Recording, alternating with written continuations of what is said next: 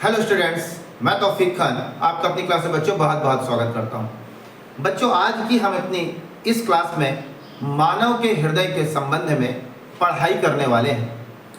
मानव का जो हृदय है उसका आकार क्या है? तो उसका आकार मुट्ठी के आकार का, जो हम हाथ में मुट्ठी बनाते हैं, मुट्ठी के आकार का होता है। यदि इसके हम भार की बात करें तो इसकी एक वयस्क फीमेल की बात करें, जो मैच्योर है, वयस्क है, वयस्क फीमेल के अंदर उस स्त्री के हृदय का जो भार है 250 से लेके 300 ग्राम तक का हो सकता है। जबकि यदि हम पुरुषों में, मेल में बात करें तो 300 से लेके 350 ग्राम तक हृदय का वजन हो सकता है। ठीक है, हृदय मांसपेशियों का बना होता है। ठीक है, अब बात आती है इनकी स्थिति कहाँ है, कहाँ पाया जाता है। तो हृदय देखिए, ये हमारा फेफड़ा लंग्स है, ये दाहिना लंग्स है, और ये जो इस साइड आप देख रहे हैं, ये इस साइड जो देख रहे हैं, ये बायां लंग्स है, बायां फेफड़ा है। तो ये जो हृदय है हमारा बीचों बीच स्थित होता है, लेकिन थोड़ा सा बाईं ओर शिफ्ट होता है, थोड़ा सा बाईं ओर झुका होता है।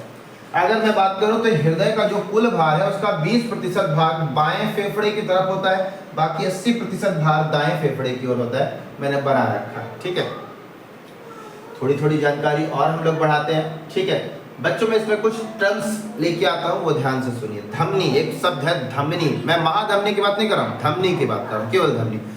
धमनी क्या है बच्चों? धमनी के द्वारा हृदय से रुधिर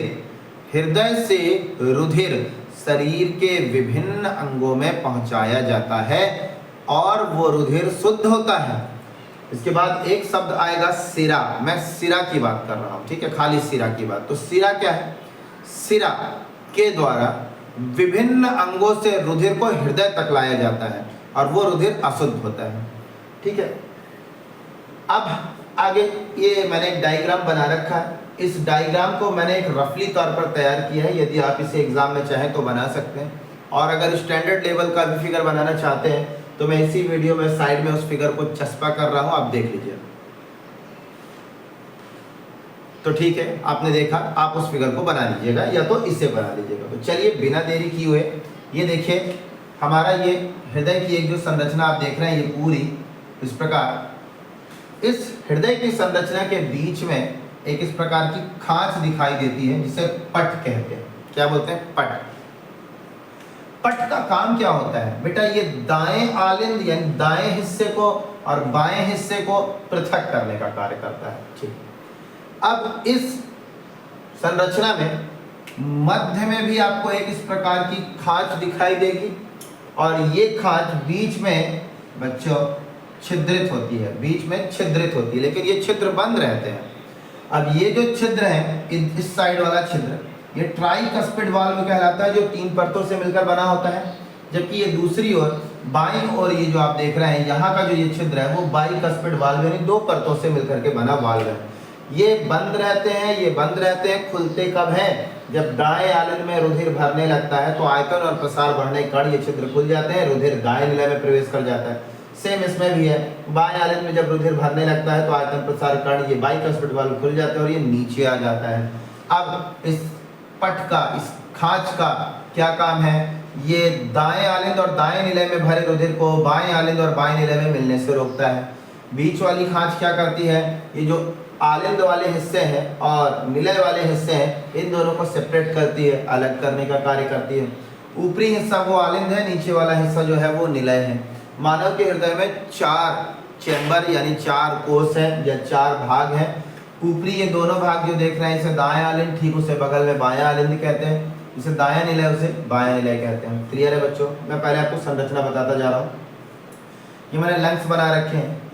ठीक है, अब ये ऊपर अग्र महाशिरा है, ये नीचे पश्चिम महाशिरा है, और ये जो देख रहे हैं ये महाधमनी है, और ये जो देख रहे हैं फुफ्फुस धमनी है।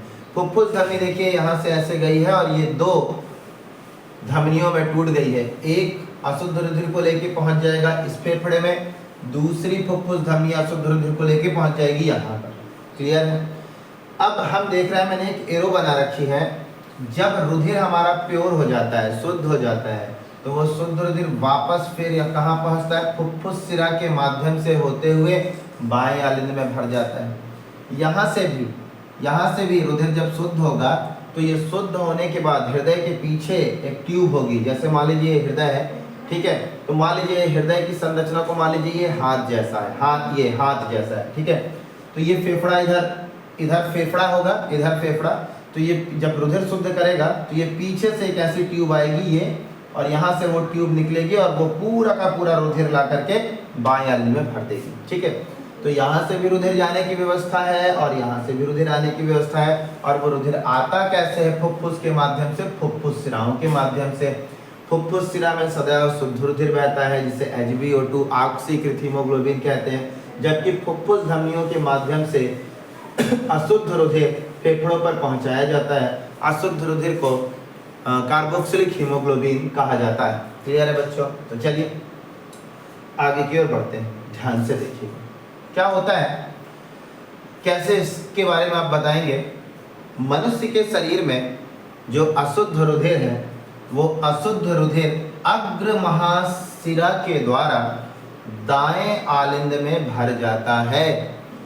दाएं आलिंद में भरने के बाद दायां आलिंद में आयतन और प्रसार बढ़ने के कारण ट्राइकस्पिड वाल्व खुल जाते हैं और सारा का सारा रुधिर आकर दाएं निलय में भर जाता है। दाएं निलय के ठीक पीछे, दाएं निलय के ठीक पीछे पश्च महाशिरा होता है। पश्च महाशिरा से वो होते हुए पीछे से देखिए, ये है, ये पश्च महाशिरा, तो ये है पश्च महाशिरा, ये ठीक है, तो पश्च, ये हृदय है, ये पश्च महाशिरा पीछे से आगे ऐसे ऊपर आएगा और इसका मुंह कहाँ पर आकर खुलता है? फुफ्फुस धमनी के रूप में, ठीक है।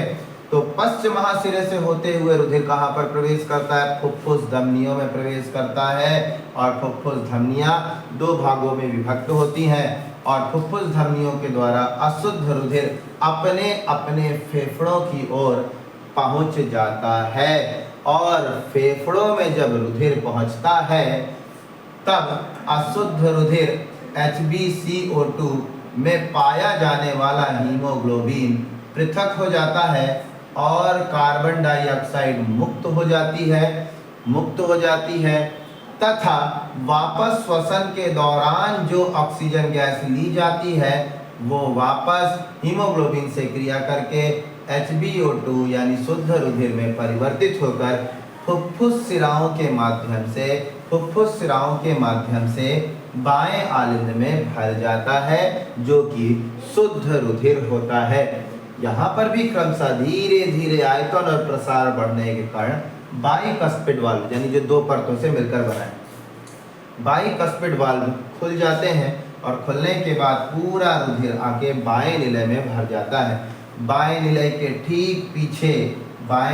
ठीक पीछे महाधमनी लगी होती है, और महाधमनी में बहने वाला रुधिर शुद्ध ही होता है, और ये रुधिर जाकर के संपूर्ण शरीर में फैल जाता है, और वो वापस फिर से जैसे शरीर के विभिन्न अंगों में फैलता है वो फिर से अशुद्ध हो जाता है, और ये प्रोसेस जो है वो चलता रहता है, ठीक है। इसके बाद जो महाधमनी जहाँ से जिस स्थान से निकलती है वो स्थान पर आपको इस प्रकार के ये देख रहे हैं दो वाल्व दिखाई देते हैं, जो कि अर्धचंद्राकार कपाट कहलाते हैं। ये था मानव हृदय की क्रियाविधि। उम्मीद है ये बात आपको समझ में आई होगी। धन्यवाद।